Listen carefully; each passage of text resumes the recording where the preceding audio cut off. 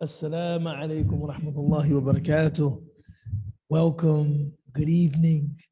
MashaAllah, it's a great honor, a great privilege to be with all of you on this cold, blustery Chicago late fall, late autumn evening.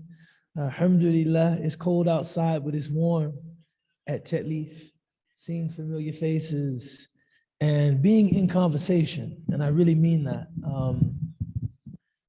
This is our third time actually reviewing this book. So you can expect some repetition, but inshallah, it's incremental repetition. And one of the things that people who want to master anything are never frustrated by is repetition. You can't become extremely proficient at anything without repetition.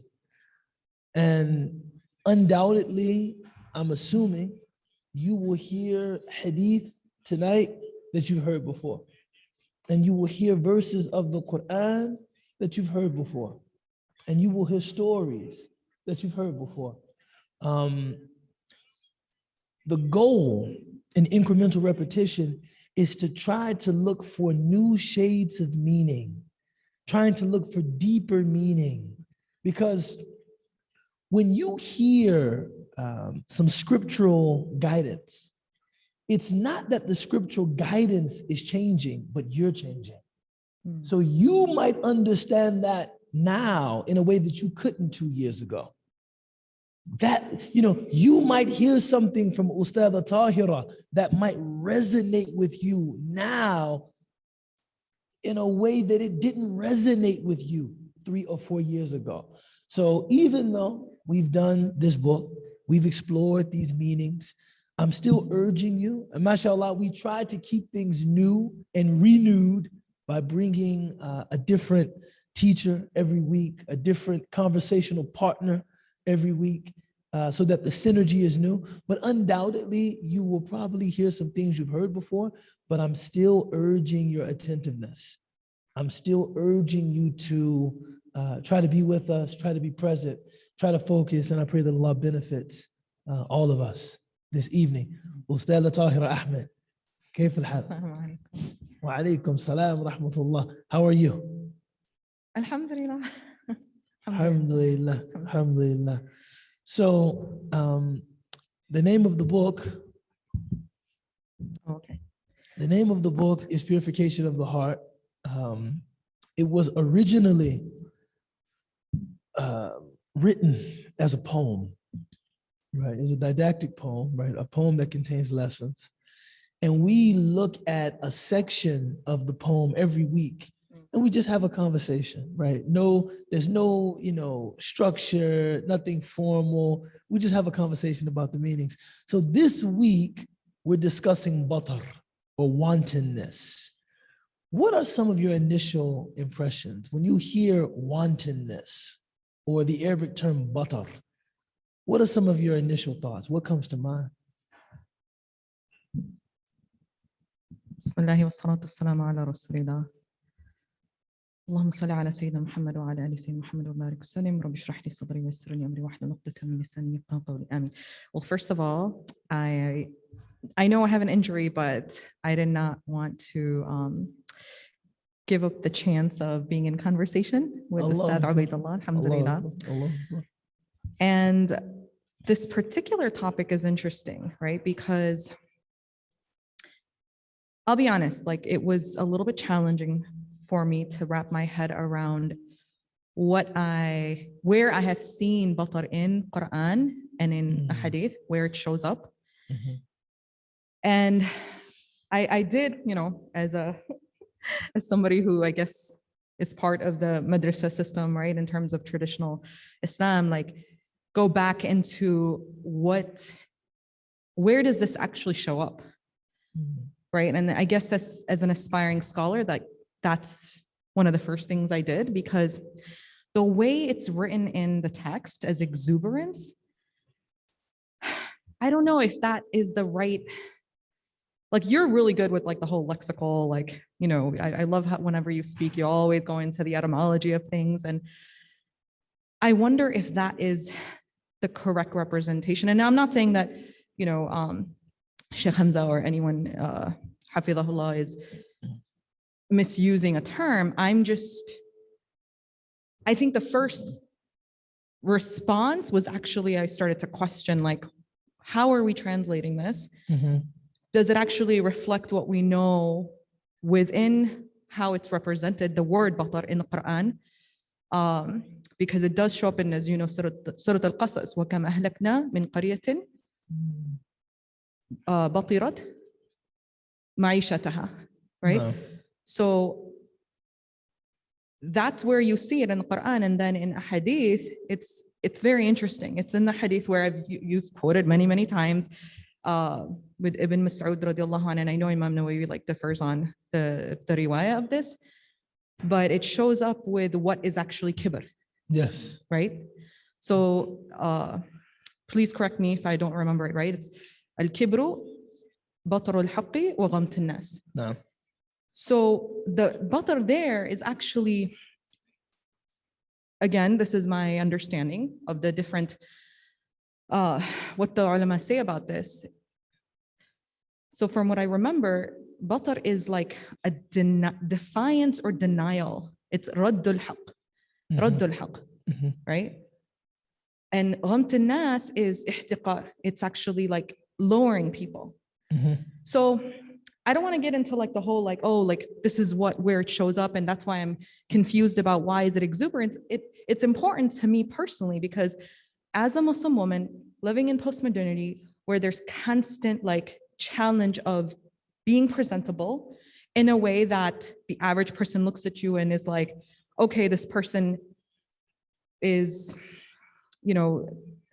somewhat normative, but is practicing a particular tradition.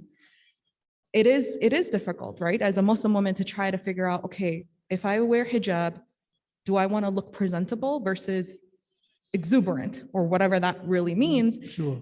And if exuberance actually means like being overly happy and being presentable in that way, then I don't know if I agree with the way it's written in the text in terms of the translation. Because I look at Ubaidullah every time and he's pretty exuberant, okay? MashaAllah. Like the way Ubaidullah like dresses and he presents itself. And what's amazing to me is that the hadith that actually clarifies what kibr is, like right before that, Rasulullah says to him, because a man asks, like, what if a person wants to look good, basically? And that's where we hear the famous, hadith that everyone constantly preaches, that Allah subhanahu wa ta'ala is beauty and he loves beauty. So it's clear that that's not what kibr is. It's not to look presentable or to look good. So where I am right now, honestly, even as I was driving here, I was thinking like, what is a proper relevant definition of this term?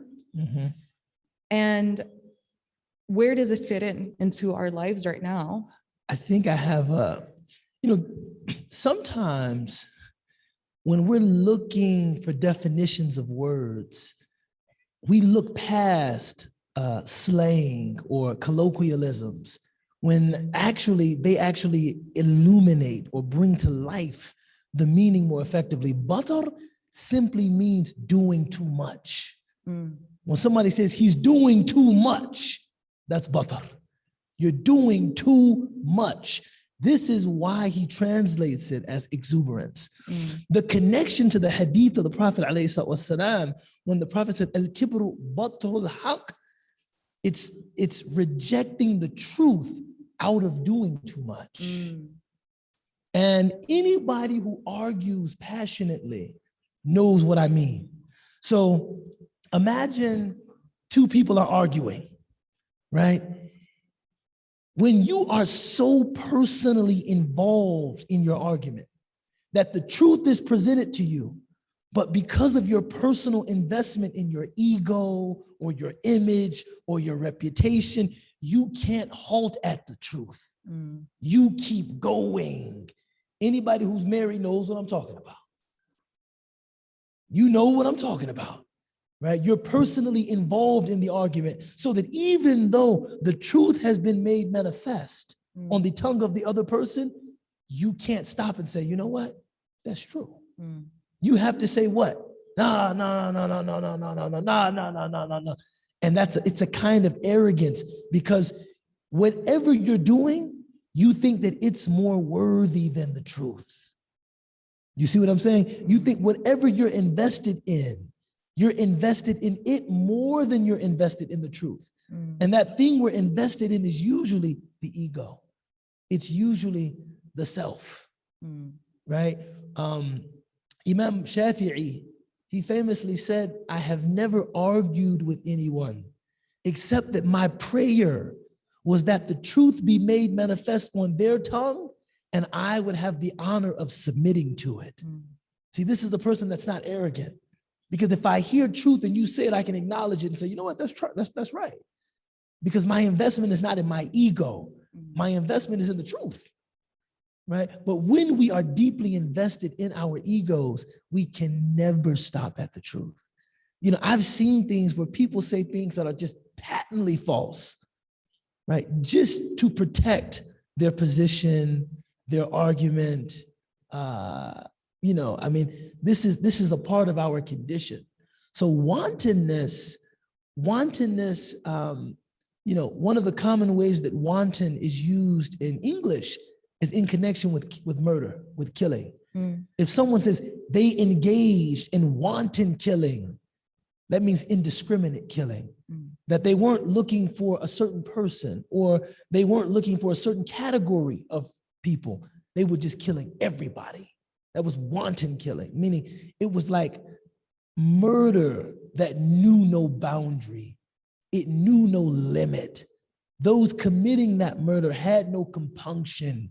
Nothing would stop them. That's wanton killing, right? So batar is like doing too much. So let me ask you then though, right? We live in an age of like social media where TikTok, Instagram, Facebook, like everything is constantly a show of the people's lives. And yeah, it has positivity, but I'm sure you guys were watching the Facebook trials with Zuckerberg and this Facebook scientists, they're actually called computer philosophers, I found out.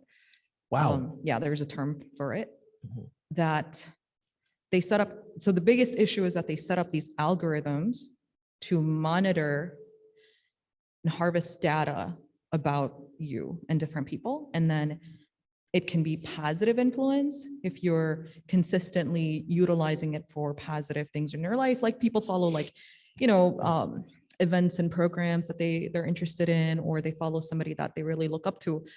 But it's apparently also addictive because it aggregates data that is also negative and can have negative influence in your life, right? So we know all of that. That's just a preface to what I want to say, is that there's this whole world in which now people are meticulously researching how it impacts our behavior. It's called like behavior modification through social media.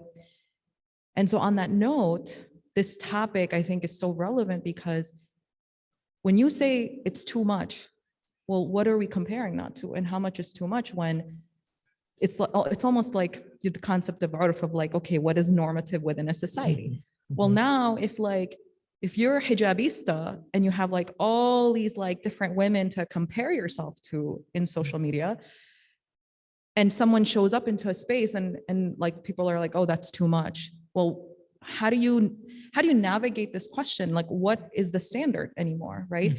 So mashallah, you are always dressed to the T, right? Mashallah. I don't think I've ever seen Ubaidullah like not look like presentable, okay? Mashallah. So, is that too much for some people or is that not? And I know I'm kind of being like a little challenging or controversial here, but I think this is like the reality. I think even though the standard is relative, it's important that each of us have a standard. Now, my too much might be inadequate for someone else, and someone else's too much might be inadequate for me. But I think it's important to know that even our enjoyment, even the things that we take delight in, we are to take delight in them with moderation, to know that our own moderation, our own subjectively defined moderation, to know that, there is a too much. There is a line that you can cross where, okay, this has become excessive. It's gone from,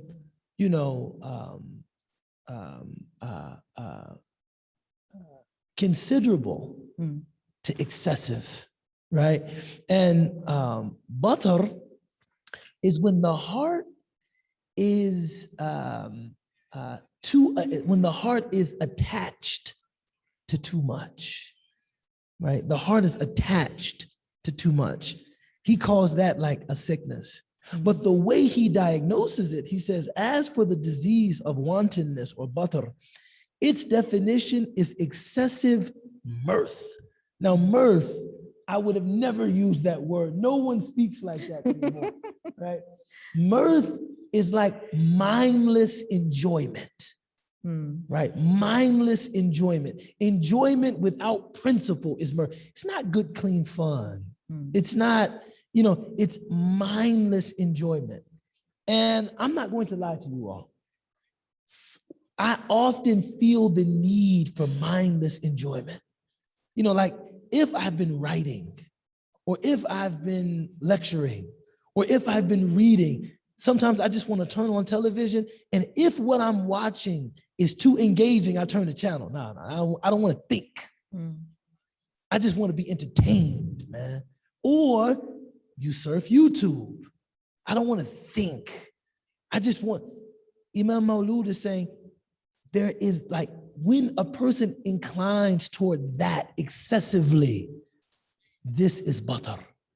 This is one of the symptoms of butter, right? You take too much comfort in just a self-indulgent, enjoyment, right? And you don't know any limit. People used to say, sa'a li qalbik wa sa'a li rabbik. A moment for yourself and a moment for your heart. Even the Prophet ﷺ, although his path was one of moderation, right? There were certain things that he enjoyed, right? Perfume, he enjoyed. It's mentioned that the Prophet ﷺ, ordinarily when he went to a vendor, he would say to the vendor, don't give me the best. Don't give me the choicest of your selection, but don't give me the worst. Just give me what is mutawassit. Give me what is, decent, what is in the middle, right? Standard. Mediocre.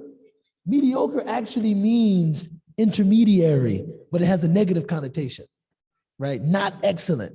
But when it came to perfume, the Prophet ﷺ, no, give me the best. Give me the best. I want the best that you have. Right? They say, لِكُلِّ نَفْسٍ شَيْءٌ تَمِيلُ إِلَيْهِ. Whenever I used to get these, I used to always joke and say, they never say good job. Now, Amir gives it to me, it says, good job. Right? They say, لِكُلِّ نَفْسٍ شَيْءٌ تَمِيلُ إِلَيْهِ. Every soul has something to which it inclines. Some people are gourmands. They love food. And they spare no expense when dining. They spare no expense when preparing food. Some people love their home and they spare no expense when decorating their home. Some people love travel. Some people love cars. Some people love clothes. What I've heard from many of my teachers is that if you want to judge whether or not your attachment to something self-indulgent is unhealthy, look at the maqasid of the Sharia, right? Look at the 5 fundamental categories of our sacred law. Preservation of faith, preservation of life, preservation of lineage, preservation of property, preservation of intellect, and preservation of dignity. If you are willing to sacrifice any of those things for some worldly enjoyment, your attachment to it is unhealthy. If you're willing to sacrifice your faith, or you're willing to risk your life, or you're willing to damage your intellect, you're willing to squander your property, you're willing to, jeopardize your relationship with your children or with your parents or with your spouse, and you're willing to sacrifice your dignity for this thing, maybe your attachment to it is unhealthy. Mm. You know what I'm saying? SubhanAllah. Right? That, for me, is maybe the best criterion whereby which we can judge what is excessive. Because we all have things that we like. But am I going to jeopardize my deen for it? No, I don't like it that much. That's interesting. Well, from a mental health perspective, because Mhm. that's kind of my field, right? Mhm. One of the, I was really struck by the resolution, right? That's how do you then resolve this if you have wantonness or this Matharat? Is one was fasting, Mhm. right? And the other was afterlife, thinking about the afterlife, which is also really interesting because as many of you probably know, that pre-Islamic Arabs did not believe in an afterlife. They did believe even in the concept, you could argue, of one higher power and all the other avatars, so to speak. But the idea of an afterlife is what's unique, right? And that's introduced to them. So the first one, fasting, even though the text focuses more on hunger, right? Like fasting as in not putting something in your oral cavity that goes down your esophagus to your stomach. But that's the fiqh definition, right? I have to do that. I get to be with you right now, so in conversation. So I Very Hanafi. very Hanafi. I know. Very Hanafi, that response. I know. I had to do it. It's like an inside joke, people. Anyway, I'm thinking though of fasting from the perspective of like fasting from the things that, not just the physical form of it, but how do you know that you are not attached is when you are able to fast from it, I think. Mhm. Right? So, and this is again, like based on behavioral psychologists that have been doing research on this. My own personal experience of it is, for example, if you are addicted to social media, which, I mean, I don't know if you all know, there's a stat that about 98% of Americans are. Mhm. Maybe let's say if that, even that, statistics can vary. So even if you said 80, like that's still like Very high number. right. How do you know that you're addicted is if you're able to just be without it and let it be, right? And fast from it. And that's a good question, I think, that we have to ask ourselves as we're sitting here is like, what are the things that occupy our stomachs, our minds, our all of our lives in ways that do impact the 5 maqasid that you mentioned in a way that is detrimental. I personally, I don't know what your thoughts are on that, is that I would extend the idea of not just fasting in terms of the hunger, for like physical fasting, but fasting that allows one to monitor where they are on that spectrum. Because, right? What do you think? I mean, when I heard this statement, and ironically, I think my wife heard this on social media. That's okay. Right? But it said that the way that a person relates to food is connected to the way they relate to money. Interesting. Right? That the way you relate to food is very similar to the way you relate to money. And I immediately thought about siyam, I thought about Sawm, I thought about fasting. That the reason we fast is because food is a part of our essential connection with the world, right? And probably the way that I engage every other worldly appetite is going to be reflective of how I engage that primary appetite. So a person that eats uncontrollably probably spends uncontrollably. You understand what I'm saying? A person, a person that is careful about eating from the halal is probably careful about making their money in a halal way. But a person that doesn't care about that, halal, haram, whatever, it tastes good, I like it, is probably less concerned about earning the halal, right? So I think whenever fasting is mentioned, know that this is like a minhaj of Allah subhanahu wa ta'ala. Meaning, okay, rather than dealing with your love of social media or clothes or cars or attention or money, you could actually do without all of those things, maybe except the clothes, if you intend to leave home, I suppose, or make your prayers, right? You could probably do without all, but food, you can't do without it. You know, I whenever I talk in the Ramadan, I always say that the only thing that connects us to the world in a way more essential than food is air.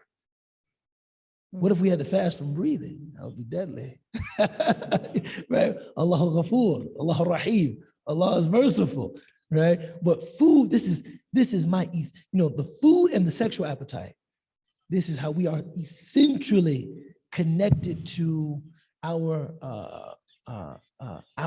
kind of corporeality. We're corporal beings, we're bodies. We're bodies. And those are the things that remind us, even if a person is like at a very high level spiritually, I bet they still get hungry. You know, even monks that spend their lives in worship, they still get hungry, right? Right. So food is that reminder that you are still a body, you are still human, and you still have the needs that humans have. If you can govern your engagement with food, I think the minhaj dictates you can govern your engagement with anything, right? If you can control the way you eat, you can certainly control the way you speak. If you can control the way you eat, you can certainly control how you entertain yourself. You see? And this is, I think, the secret in fasting. SubhanAllah, that's so profound. I mean, Imam Ghazali, rahimahullah, the whole teaching is this, right? That you can, the reason you control food and what he calls the lower ego, and then the sexual appetite is right there, so interconnected with that. Absolutely. There's actually this one doctor, I'm gonna actually pull up his name. I follow him on YouTube, and he's like, he does research on the food connection, right? And his whole thesis is around this idea that if you control what you put into your body and when you put it into your body, it impacts everything else in your life. So basically he calls it this mechanism where if you train yourself to like the Pavlov's dog thing, right? Where you like have this like if you eat and then you do intermittent fasting, your body chemistry starts to change. And so the dopamine that's released, like if you're instantly hungry, you just eat something, dopamine's actually released in your body. You're actually not gaining more energy out of it because apparently we have 50,000 calories at any time saved up. Any of you who are biochemists can like talk about that more probably. But so he argues that our brain chemistry starts to change. So we apply that same concept, not just to food, then we apply it to other areas. And that's why it's so amazing that makes total sense, right? Because then you start to apply that same kind of template, so to speak, or format that your body's starting to get used to, and then you're able to apply it to other areas of your life. Because the centers for reward, right? They're kind of constantly at an impulse lit up. And that happens with, for example, buying clothes or anything else, right? So that's really interesting. Imam Ghazali, he famously said in his Ihya that the hardest thing he ever did was learning to pull his hand back from the dish after he had had enough to eat, when the food was good. Like learning not to, because we know when we are eating to satiate our appetite. It's like, okay, I'm hungry and I'm eating. But after a while, it's like, I'm not hungry anymore. This brisket is just delicious. Right? I'm no longer hungry. I'm just eating because it's good.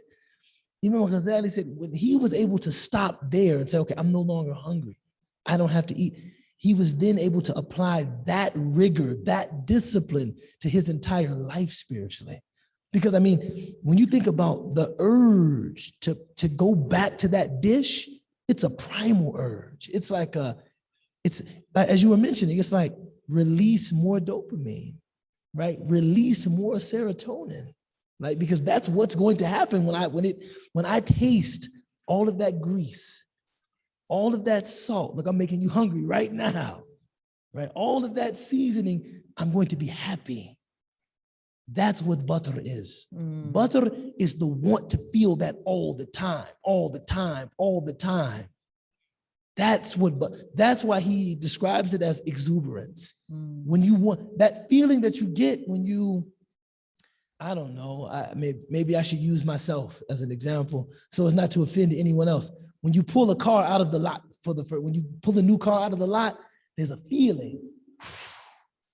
When you want that all the time, it almost becomes an addiction. I need it, I need it, I need it, I need it, I need it. That's butter. You see?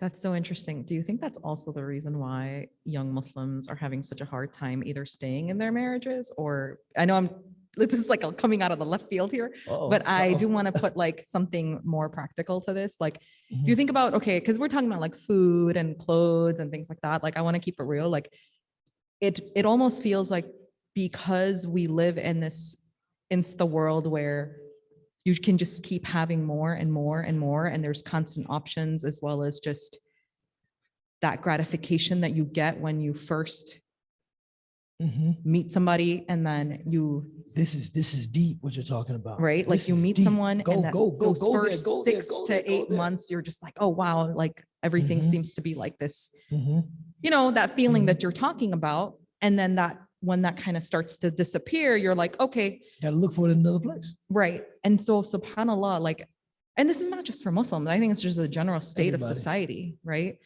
Yeah, your thoughts on that? I mean, I think that's very profound. I think when you think about anything with which we develop a long-term attachment, there's an arc of emotion that goes into relating to that thing. At first, it's new, it's exciting, and it is stimulating that part of us that is enamored with everything new and exciting. You know, there's pleasure, there's excitement, there's newness.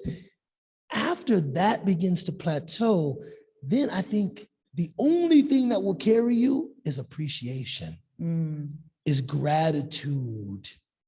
Right? It's not, you know, you ask any person that has been married more than 10 years, is this still new? Wallahi, it's not new. You know, maybe only in love poetry it is. Every day with you is something new. I'm like, no, it's not. But every day with you is something that I'm grateful for. You see, I think gratitude has this restorative effect that, you know, it's like every day I recognize I could be alone. Every day you recognize, you know, I might not enjoy this companionship. And then I think from that, you know, gratitude and appreciation, a very deep, very still kind of love develops. Does not mean that it's not passionate. You know, sometimes when my wife and I, we can argue in ways that after we finish arguing, we're like, dang, after 9 years, we can still argue that passionately. MashaAllah. MashaAllah. MashaAllah. You know your daughter's sitting right there. She's probably like, yeah. Oh, wait, no, she's not. Sorry. That's actually Iman. I'm sorry, Iman. MashaAllah. Sorry. But my point is that it doesn't mean that you don't have passion, but it's like that quest for that new exciting thing has given way to an appreciation for familiarity, for the work of staying in love with this person, staying in relationship with this person. And that's not necessarily exciting.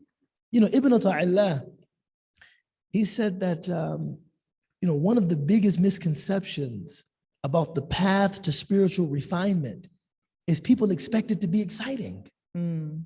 right?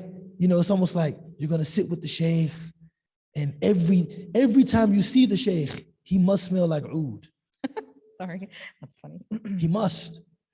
And bukhur, just when he walks, oud just burns. It just, you know, oud just, it's just redolent. It just emanates from his pores. It's just, you know, and everything he says is like light is coming out of his mouth. And every time you sit with her, you feel like you're floating. And one day you actually do levitate.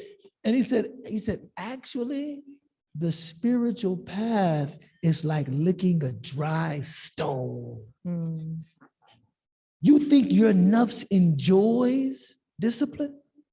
You think your ego enjoys self-realization? You think this is something that your nafs is going to find enjoyable? Like, man, this is fun. For me to actually realize the lowliness of my state, how much work I need to do on myself, I'm loving this. He said, there should be some level of not resistance, but like, it's almost like anyone here who does weight training. If you get the weights and you're just throwing them up like this, then you're not getting a workout. You're not working out. If you're just in there going like this, that's not a workout. Only when something is being ripped, something is being torn, that will redevelop stronger, now you're getting a workout. Now if you're, no pain, no gain. Have Only you started working out recently, Abdullah? Oh yeah, only when you're a bit sore after the workout have you gained anything. Otherwise, it's just maintenance, just maintaining what I have. Spiritually, the same thing, right? Coming to terms with the fact that I'm selfish. Ooh, that might really involve some painful silence. Damn, I really need to work on that. Coming to terms with the fact that I should be a more available father. That's not something that, you do with you know what, man, I'm trying to become a better dad to my kids. No, it's like, there are some ways in which I've not been available to my son, or not been available to my, you feel, now I got to push this weight off of me, and you get stronger. So, okay, there's something else also that I want to ask, and I have to frame it in a way that's like not offensive. Bismillah. Well, one thing, we're all friends here. So, when I think about this whole idea of, because it seems like this topic is like for like generally to help people, Muslims, obviously in this case, to monitor themselves, think about themselves, how they're presenting themselves within the context of society. I always, though, ask the question of like, okay, what happens if what's being, like, this is a prescription, right? And the dosage is, it seems like the person has to decide for themselves what dosage they're going to start at, because if they try to do cold turkey, it may not work. Or if they take too much of it, may not work, right? So they have to like figure that out, maybe have a sheikh or someone that's a mentor that can help kind of guide them through this process of, okay, this is where you start at 50 milligrams or something, right? But what about like, now I'm thinking of like, in particular, the United States, where the disparity and like social injustices have really impacted what would be considered weakest members of society, in particular, Black bodies, people of color, right? And when you look at how young people from, and not just young, to whatever age group, tries to fit into society by exhibiting certain type of clothing and behavior that may actually be outside of their means of income, but they're not necessarily doing it because they want to cause harm to themselves or other people. It's more of a confidence thing, right? Mhm. So when the whole like the idea of like, oh, swag, like having that as part of just feeling like you do belong and you do fit in and you do like have something to look forward to in life. Mhm. I think that's a category that needs to be dealt with very differently, because I have been like, no offense to any of the scholars, mashallah, who teach around this topic. I've been to like khutbahs where people like scholars will just be like, oh, you know, that black brother came in with a swagger, like he was, you know, whatever. And like they'll say stuff like that, but then not thinking about the deeper realities that surround communities that, right? Like, so I'm wondering what you have to say about that, because I'm thinking of like practicality of all of this and relevancy. It's a deep topic. I think that, you know, a lot of people fail to realize that, you know, around the time of America's founding, they were deeply influenced by the ideals of the French Revolution. And, you know, equality, right? My French is terrible, but a strong egalitarian ethic that all people are essentially equal. This became almost the thing without which a true republic cannot exist. So when you read the writings of Jefferson, when you read the writings of Patrick Henry, and they're talking about the equality of man, most of their writing, they're quoting Montesquieu. They're talking about the equality of man. This is you know, around the founding of the United States of America. I would say this is perhaps the strongest impetus, right, to break away from the tyranny of the English crown, right? That we cannot be slaves to England. Now, the question, how do those same people who esteem liberty, esteem egalitarianism, actually have people in bondage? How do they, what is the source of that dissonance? What you have to do is, you have to say that, no, it is their rightful place to be slaves, right? These people represent almost a subhuman species that can be enslaved. It's almost like slavehood is the fullest realization of their potential. Like this is kind of what has to happen. Now, conversely, there was slavery among Muslims. I mean, a lot of people know this, you know, some people don't know this, but it never had that complexion. Slavery was seen as a part of the vicissitudes of life. Like a person got captured on a battlefield.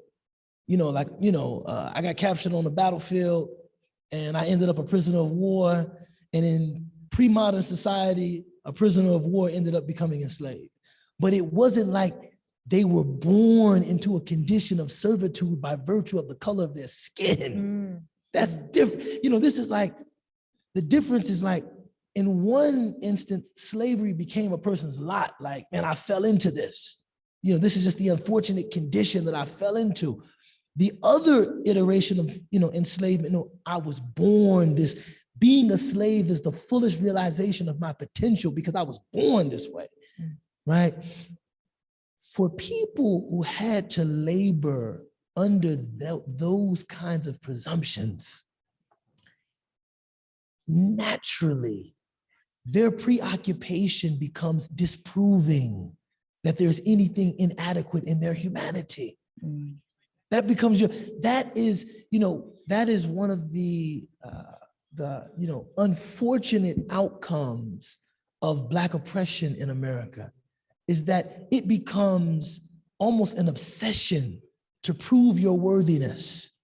And you try to do so by any means available to you, by making sure my subject matches my verb, or making sure I look a particular way, or making sure I have a certain kind of achievement. Now, in and of itself, being particular about your speech, or being high achieving, or being particular about your appearance is not something bad. But when you are doing it to establish your humanity, which is just a fact of what we call divine fiat, God made you a human being. You don't have to do anything to assert that humanity. You don't have to achieve anything. You don't have to graduate from any school. Even if your subject doesn't match your verb, you're a human being, right? And you are worthy of the dignity and respect afforded human beings. لَقَدْ كَرَّمْنَا بَنِي آدَمَ. Truly, we have ennobled the children of Adam. Then those things can become kind of a toxic, self-deleting obsession, right? And you live in the shadow of all of these ideas about your pathology, your inadequacy. And there are many Black people until the present day that we live our lives trying to prove our worthiness to white Americans and to white America. And if a person does not recognize this and replace whatever that is in their consciousness that needs that validation with God, it can lead them to, it can really be maddening.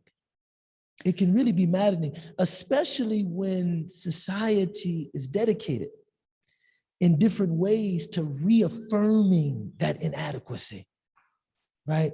So I think you have to get to a place, of self-love, and embracing who you are and seeing yourself as worthy because God created you, not because you make a certain amount of money, or because you graduated from the University of Chicago, or because you dress in a classic style, or because you drive a certain kind of car.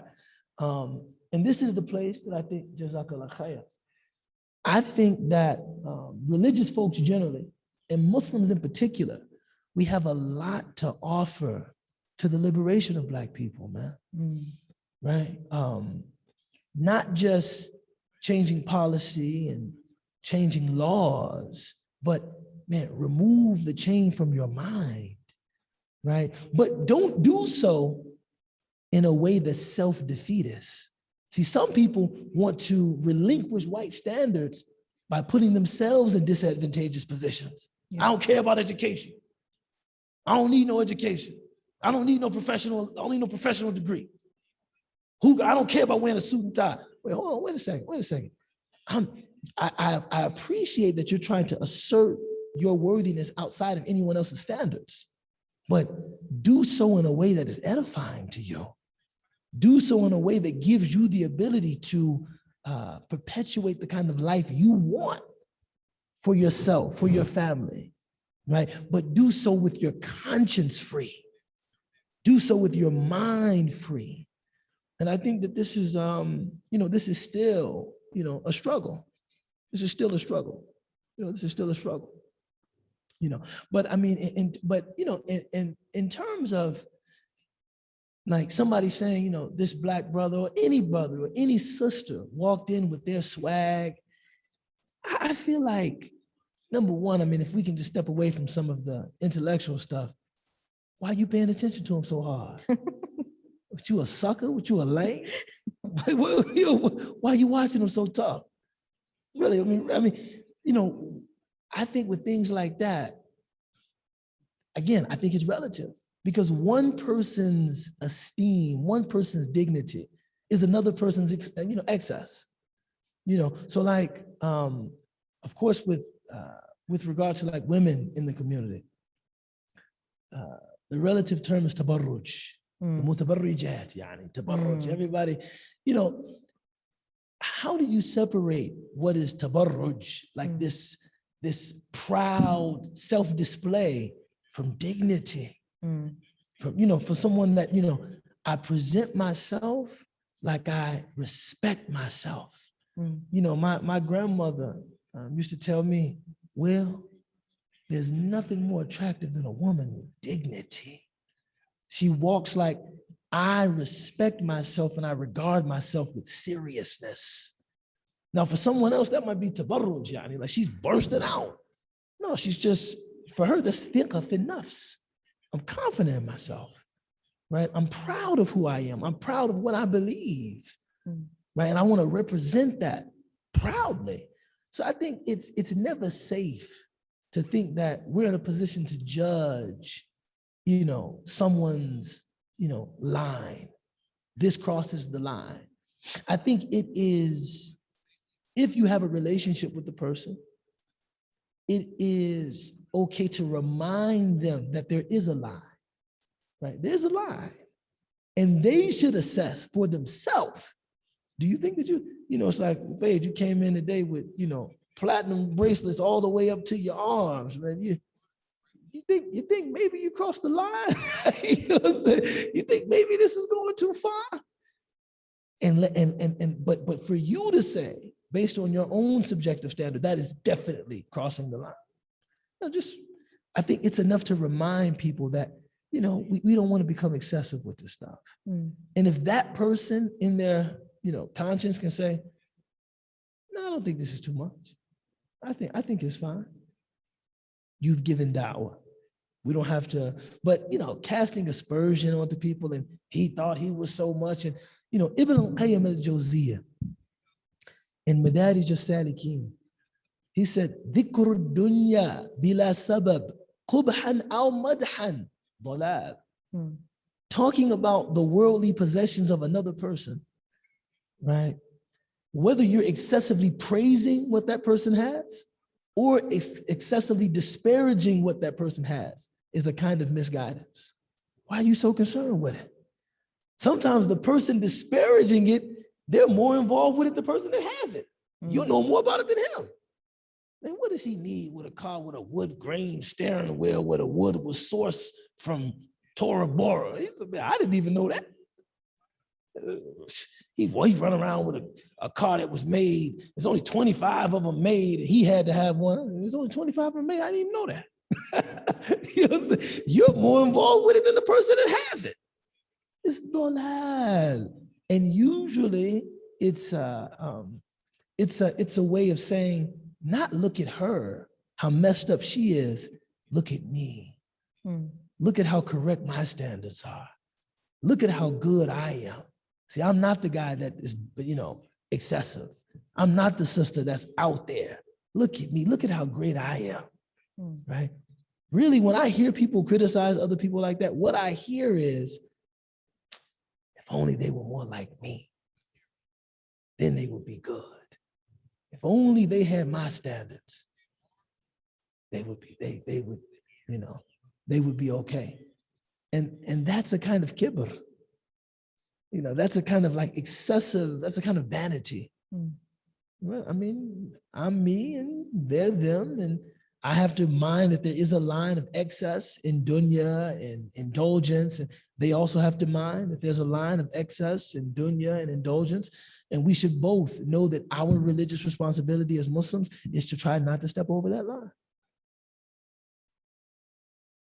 Yeah, subhanAllah. Thank you for indulging in that question, because I know that it could be somewhat sensitive depending on how it's framed. It's a real thing. I mean, anyone that says they don't understand that, I'm talking about, a Black person, then I don't know how honest they're being. I agree with you, like that there has to be a self kind of governance based on like not letting the pathology of that impact who you are and where you seek your validation from. I was curious because, obviously you're a Black man and really you're Muslim. So there's, I was tempted, right, to ask that, because I'll be honest, like as South Asian, post-colonial like communities, I still feel like we continue to seek that validation, whether it's like, I've always heard from my parents growing up, like, we didn't come to this country so that you can just become a Muslim scholar who, is not going to make money, right? I mean, just saying, right? And so there's this, the expression competing with the Jones, right? And that's actually, if you look at the statistics now, the American Muslim community, who is now majority of the 35 to 45-year-old who are pretty much doing quite well, right? According to the stats, that we're kind of neck to neck with the Jewish community when it comes to like socioeconomics. Like the big question is where is this going to go? What are they going to do? What are they investing in? And really that gets projected right into our engagement with people. And so it's always this comparison then at that point of what do you own? What do you have? How do you look? And that validation just it's constant. So, you know, and then it's like, what do you do with communities that don't have much and they still want to stay in the game, so to speak, right? And that's where kind of I was coming to, because I remember, okay, when Iman, the Inner City Muslim Action Network, was first kind of when, you know, Rami and Emil, the co-founders, when they were looking for a space and things like that, we would go down there, you know, and that was honestly like as a South Asian, like Desi girl, that was my first exposure to like, oh my gosh, like Black people exist right here, and there's gentrification, and there's Wait right, a minute, like, aren't you from Evanston? No, I grew up in Chicago, and then we moved to Morton Grove, so that's like Okay. yeah. Okay. But you know, I lived in. I was gonna say there's Black people in Evanston. No, I know, but Evanston is interesting too. It's the east and west side, the super filthy rich, and then the right. Anyway, the point I was trying to make is we had like raised money, and we were just giving young people money, and we gave, I remember gave this kid, I think like $100, and he was like so happy, and he went and bought like these shoes, and I thought he was gonna like go buy groceries, right? So someone who was there, who was kind of like a religious figure at the time that I looked up to, made a comment like, don't give these people money. They don't know how to use it. Stuff it a lot. So I asked, to be honest, I was like tempted, right? To like ask, like, so why didn't you buy? Because they didn't have food to eat. So I was like, why'd you go buy shoes? And he's like, 4 of his family members had already been shot. And he was like, I don't know how many days I'm gonna live. I'm gonna get those shoes. So that was like really interesting, right? For me, subhanAllah, to like kind of hear that and think like, we just judged him based on this idea that, oh, he's just probably like trying to be arrogant and prideful. And he was like, I don't know how many days I'm going to live. So with the money I have, I bought these shoes. I mean, there's actually a strong argument. W.E.B. Du Bois in the Philadelphia Negro, he talks about how it was actually the inability of Black working people to actually buy property that led to this culture of conspicuous consumption. Because if you don't have the ability to buy wealth, he's talking like at the turn of the 20th century. Wow. Right? If you don't have the ability to accumulate wealth and to buy property, if you don't have the ability to really grow your wealth, then what should I use it for besides immediate gratification? You know what I'm saying? So even that, many people say, is a symptom of a larger kind of issue. That if I mean, a person has to be shown, like, there are more generative ways of spending and investing money than immediate gratification. But if you've only seen that, then it's natural to opt, for that, but. Yeah, I just wanted to point that's a reality too, right? Because like if you see, for example, we learned this in the mental health field, that if someone goes through trauma and then they start like dressing up like with all these like colors and they're just exuberant, so to speak, it doesn't necessarily mean that they're just trying to show off. It's literally, the depression that's, depression is what? It's actually a state in which you are being suppressed from something. And so your mind, your body, your soul is constantly trying to like become alive, right? It's trying to come out of that. And so if someone is not like exhibiting normative behavior and they look like they're exuberant, it could be something that is, trying to balance itself out, right? That's another point that I thought is important for us to think about. I think, I see the point you're making, and there's certainly some validity to it. It's almost like for someone who is ridiculed, boasting becomes resistance. boasting is not exuberance, it's not excessiveness. It's, rather it's like when Ali, Allah yarhamuhu, was saying, I'm pretty. He's saying, in spite of an entire culture that would maintain that my black skin and my wide nose and my full lips makes me ugly. In fact, I'm pretty. That's not seen, at least among the people that he's speaking for. They don't see that as boasting. They don't see that as even exuberance. They probably understand that to be resistance. But that's kind of where the spiritual and the social kind of intersect in some very interesting ways. But it is time for Q&A.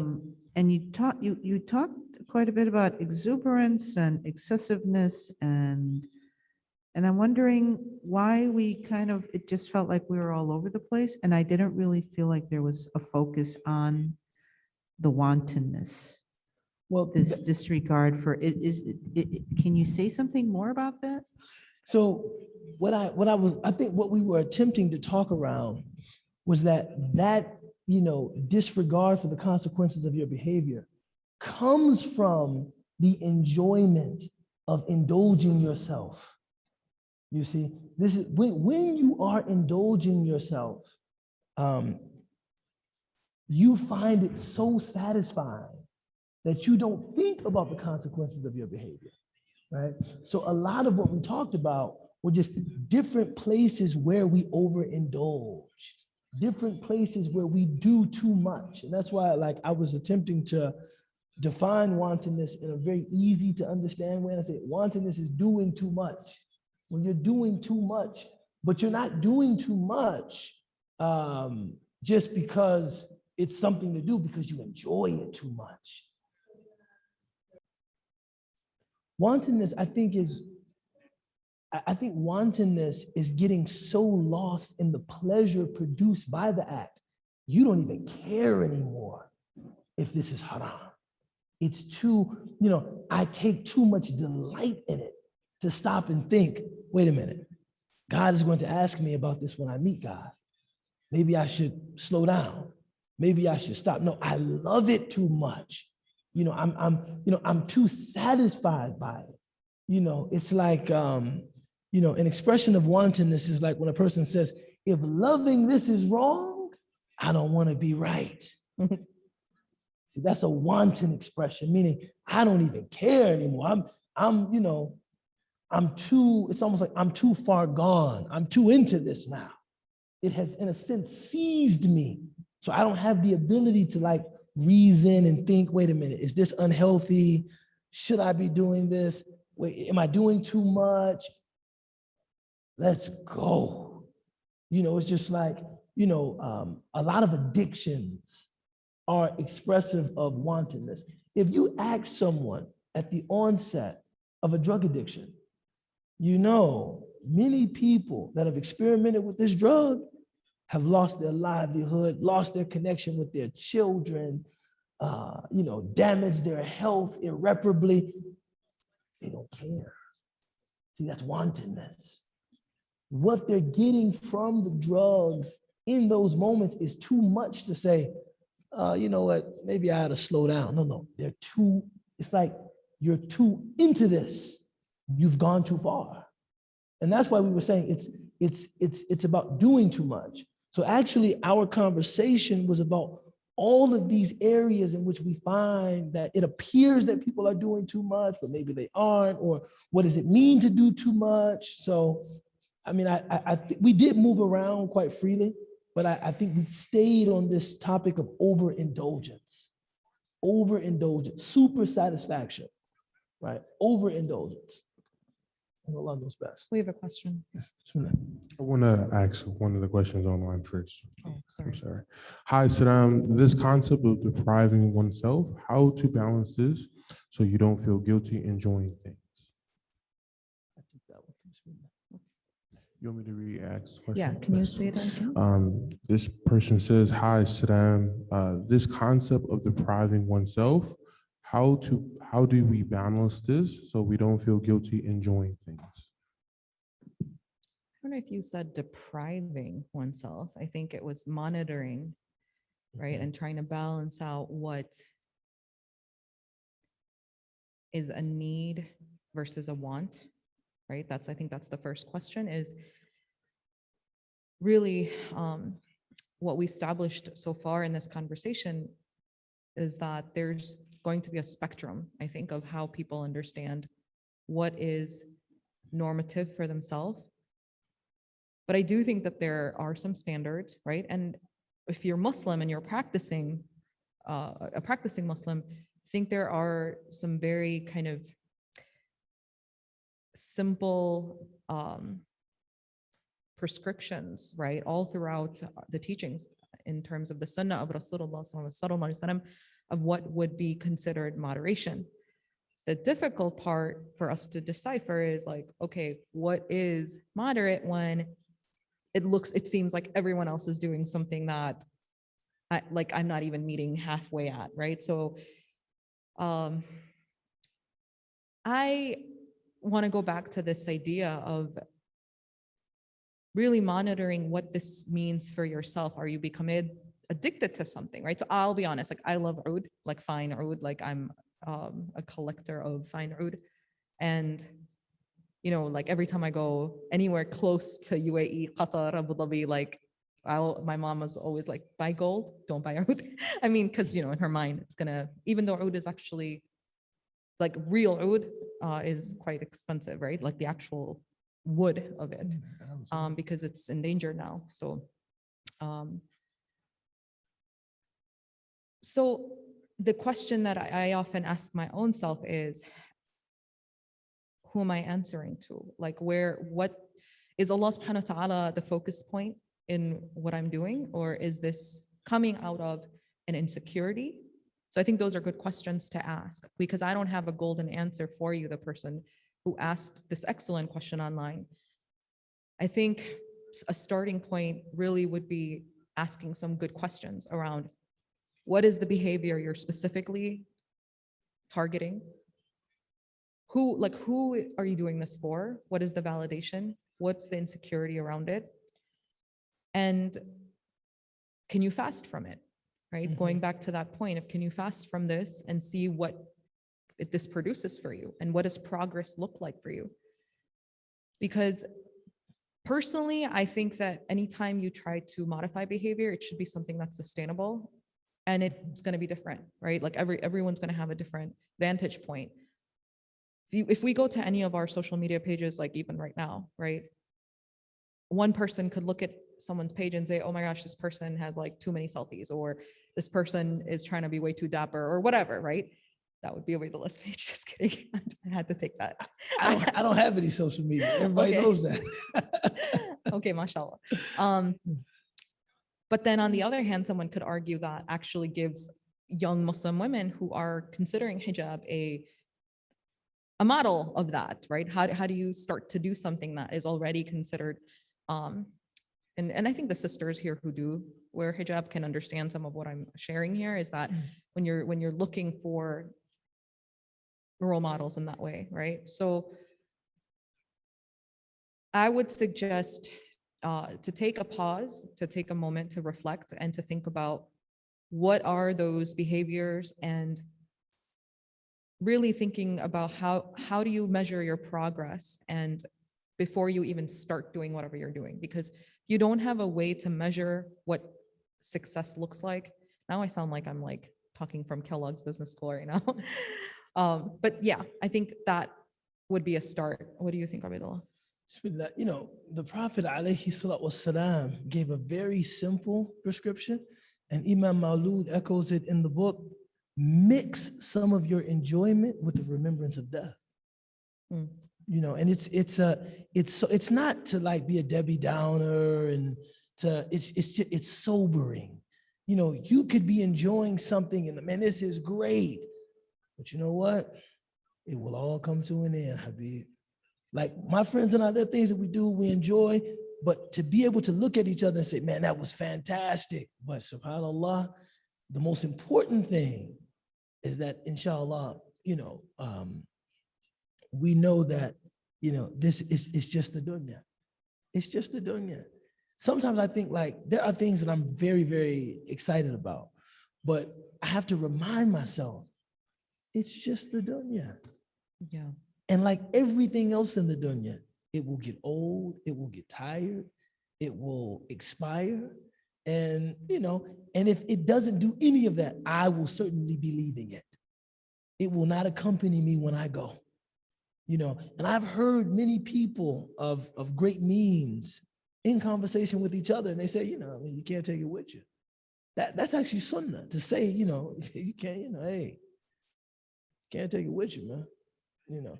Like that's all the Prophet ﷺ is suggesting, is that little small room. You don't have to even make it audible, but that you remind yourself if your goal, because I find that when I think we are most vulnerable to this kind of overindulgence is when whatever kind of enjoyment this is connected to an experience of validation. It's like it becomes very sweet. It's like, I did it. And I think in those moments you have to remember, it's just a worldly thing, man. Yeah. So I want to distinguish though, I mean, I don't know if it's just a chaplain thing. I'm going to wear my chaplain hat right now. I think that it's, subhanAllah, number one, profound that the two prescriptions are either to fast, right? Mm-hmm. Or to think about the hereafter. I personally, as a chaplain, I don't know if I would tell someone who's exhibiting certain behavior that seems extraordinary for themselves. If they're in the state of depression, clinical depression, I'm not sure I would remind them about the afterlife. And again, now I'm just speaking just personally. I think I would want to look at lifestyle and what like the fasting part and thinking about like gauging themselves of like where they are, what's going on, initiating some things, but also prohibiting some things. See, when I'm thinking about like overindulgence, I was once having lunch with my cousin, distant cousin. He reminds me that he's a distant cousin. We were having lunch in London. And he moved to London years ago, and he's very wealthy, alhamdulillah. Like I said, distant cousin. You know what I'm saying? And he was talking about trying to get a place in Nice, in the south of France. I swear, you would think he was talking about Jannah. That's how much, like when he was talking to me about it, he was consumed with a passion, like the south of France, Will. They all call me by my given name, Will. Will, the south of France. We're gonna be there. You will one day visit me there. The south of France. I'm gonna be there if it's the last thing I do.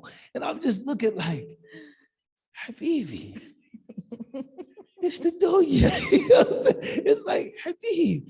And I'm making dua. It's like, I hope you get there. But I hope after getting there, you realize, damn, I gave do you know how many of his waking moments he spent fantasizing about the south of France and having a place there? I mean, he was telling me everything tastes better there. The salmon is better. The wine is better. He's not Muslim. The wine is better. The salmon is better. I mean, I've never had butter like that. I'm thinking, the butter? I've never had butter on my bread like that. And I'm just looking like, I want you to achieve it so that you realize it was just the dunya. It was just the dunya, Habib. It's like after he gets it, inshallah, I want to call him and say, was it everything you hoped for? After he's been there for a couple of years. Yeah. Is it heaven on earth? And I hope he'll be clear enough to say, I mean, I really like my place, but maybe I was going a little bit too hard. Yeah. So that's butter. You know what I'm saying? Like you're going too hard. As we're speaking, I do want to recognize, and again, this may be a little personal, but I just realized like a lot of this topic is like it's somewhat triggering for me, I think, because when I said that in the beginning, as a Muslim woman, you know, when you go to madrasa and you're told like you cannot look this way or you cannot look that way. Like I wore black, well, I'm wearing black right now, for like 6.5+ years of my life. And I only had like 3 pairs of clothing during that time, right? And it was like, this is how it should be. You should be sleeping on the floor. You should be eating like 1 real meal per day. And like, I think that I went to the same Matharat as you. They never said yeah, that to but the me. men and women were treated very differently, Obaid. Seriously, They bro. never said that to me. Yeah, you were like, alhamdulillah. You were like playing basketball outside. If we stepped outside, it was like, why are you outside? Oh man. You know, and the only thing outside was a graveyard, by the way. Right? Remember that? Okay. So I think some of that it comes from that, you know, Muslim women constantly being told like you have to look this way. And I see some of the sisters probably smiling through their masks, right? Like I'm sure you guys know what I'm talking about. So I think this topic is not just like, oh, well, you have to not look, you know, right, a certain way. It's a little bit like how you're told like you cannot even look presentable, and then once you kind of get so restricted, right, and suppressed in that way, sometimes the opposite comes out. So I get it. some of the graduates of that same school today, if you saw them, you would not even know if they're Muslim, right? I get it. And so sometimes it's a result of this kind of Forced austerity, this forced, like, you know, I think what we're looking for, and I want to give him a chance to ask his I know you question, have a question. but I think what we're looking for is just balance. You know, if a person is told that you can't be excited about anything, then the tendency is probably going to be excitement about everything.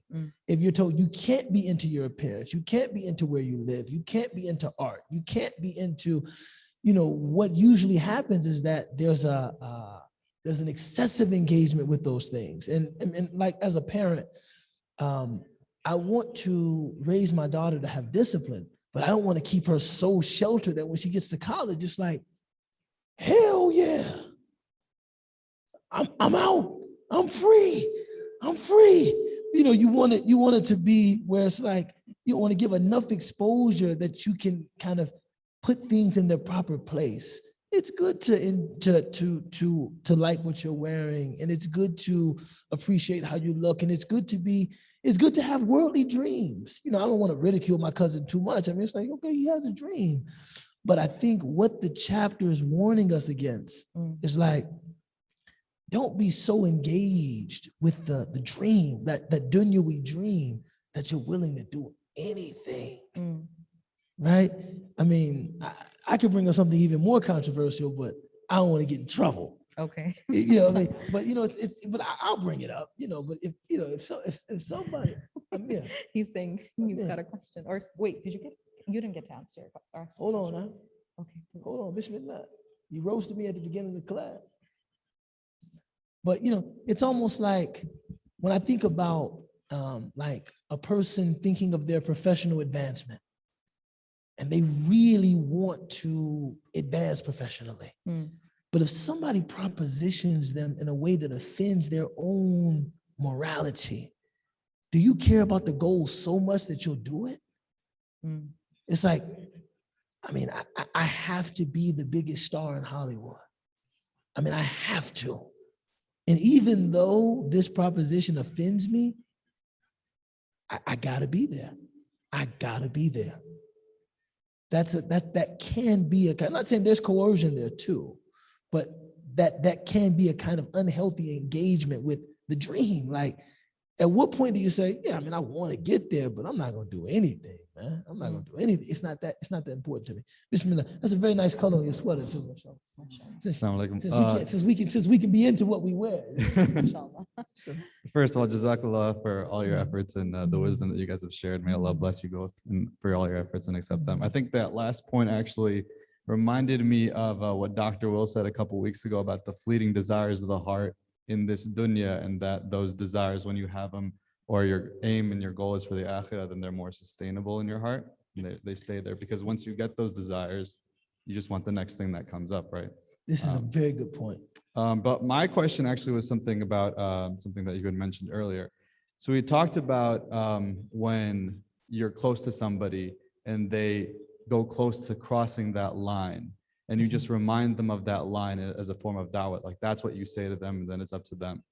You also talked about this saying that was, to me, just striking, because in my personal experience, this is really prevalent in like older South Asian culture.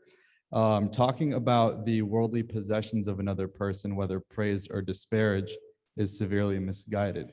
So as a kind of younger generation in my family, I've kind of felt that the older generation, this is very prevalent, this is a common issue. But the kind of overall notion of everyone else is, well, that's just how our culture is, and you kind of have to live with it. So I would ask for your advice as to how to handle or approach situations like that. Bismillah.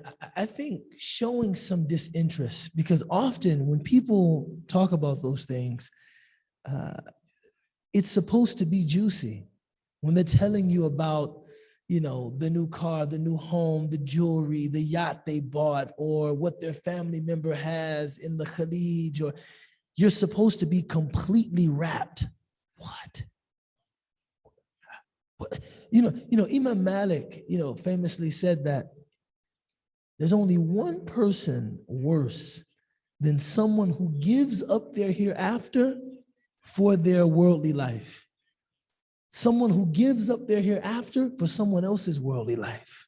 Right? A person who you could be spending your time doing something that would benefit you, but you're not even doing that. You're talking about what someone else has.